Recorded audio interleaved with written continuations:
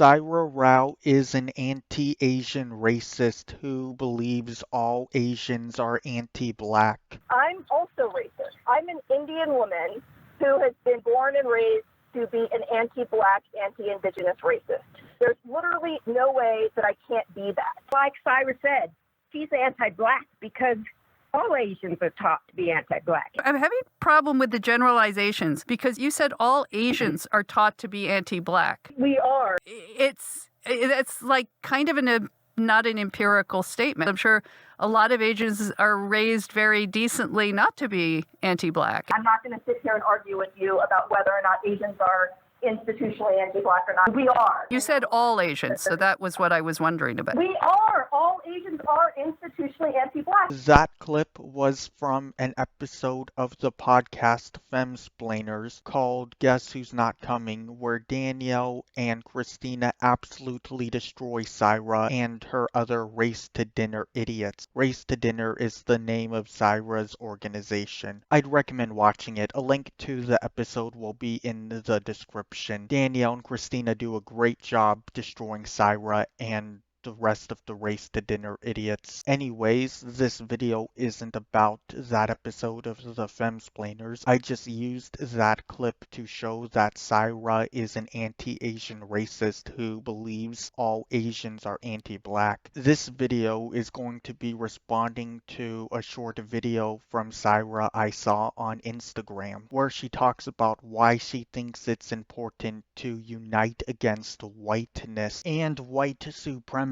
And if we continue, and by we I mean Asians, if we continue to understand that whiteness and white supremacy is the oppressor across the board. Whiteness and white supremacy are not the oppressors across the board. I, for one, wasn't aware that the genocide against the Uyghurs going on in China was being perpetrated by white people in the name of white supremacy. There's lots of oppression that goes on across the world that isn't being perpetrated by white people and has nothing to do with white supremacy. I think that we can actually organize beautifully together. I can't speak for all Asians, but me personally, I don't want to organize with an anti-Asian racist who believes all Asians are anti-black any more than I would want to organize with an anti-Asian racist who believes all Asians are responsible for the COVID-19 pandemic.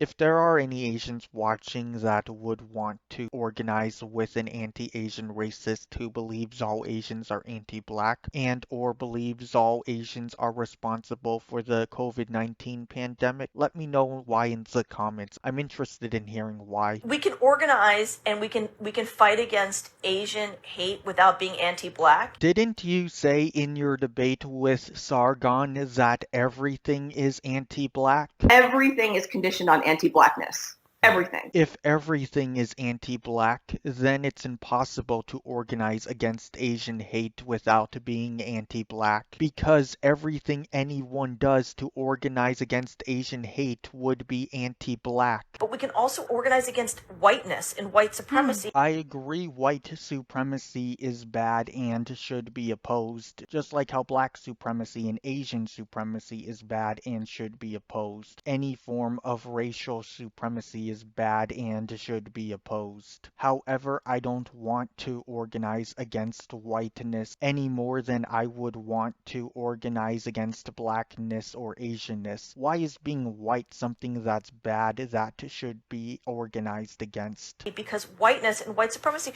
Look at the New York Times. On any given day, it's the George Floyd trial. Derek Chauvin murdering George Floyd was absolutely disgusting, and I fully condemn that. However, Derek Chauvin murdering George Floyd was not a problem with white supremacy and whiteness. There's zero evidence that Derek Chauvin is a white supremacist, and just because Derek Chauvin was white does not mean him murdering George Floyd is a problem with whiteness any more than Antione Watson, who thought it was a good idea to run across the street and shove an 84-year-old man into a garage door, killing him.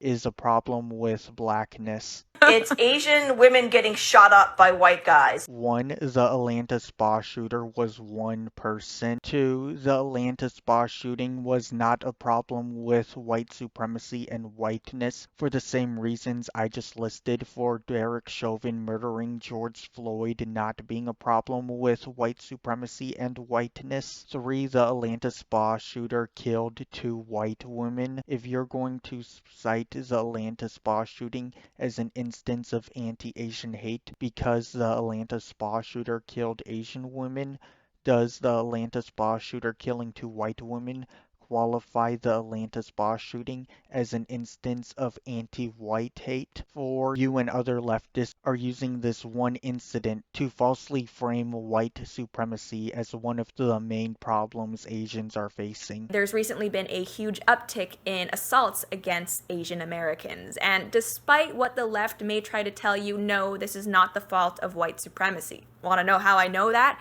Well, most of the attackers in these cases have actually been black. Asians were being attacked on the street for months, and the media essentially said nothing about it. The left did nothing about it until a white person killed some Asians, and all of a sudden it became politically expedient for them to launch this huge hashtag Stop Asian Hate campaign, framing it as this white supremacy problem. It's, Central American children in cages at the border. Regardless of what your opinion is on immigration, it's not a problem of white supremacy and whiteness. The US's immigration policy isn't racist. People are allowed to legally come here, regardless of whether they're white or not, and people are not allowed to illegally come here, regardless of whether they're white or not. Even if I were to concede that it's a problem that immigrants aren't allowed to illegally come here and stay once they're illegally here, it still wouldn't be a problem with whiteness because there are white people and non-white people on both sides of the immigration debate. There are white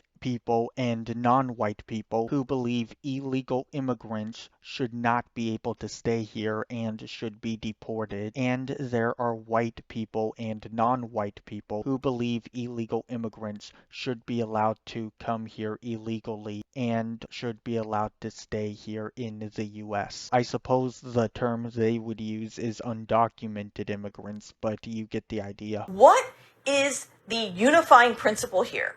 What is in common here? It's whiteness. Whiteness isn't a principle any more than blackness or Asianness is a principle. How the fuck can a racial group be considered a principle? It's white supremacy. White supremacy is not a unifying principle in any of the things you just mentioned. And we gotta keep focused on that. I would prefer if people didn't focus on blaming everything they don't like on whiteness and white supremacy. Thanks for watching. A link to the original video and the videos I showed clips of in this video will be in the description. Be sure to follow me on Twitter and Instagram. A link to my Twitter account and my Instagram account will also be in the description. If you liked this video, be sure to like, comment, share this video, and subscribe. Bye!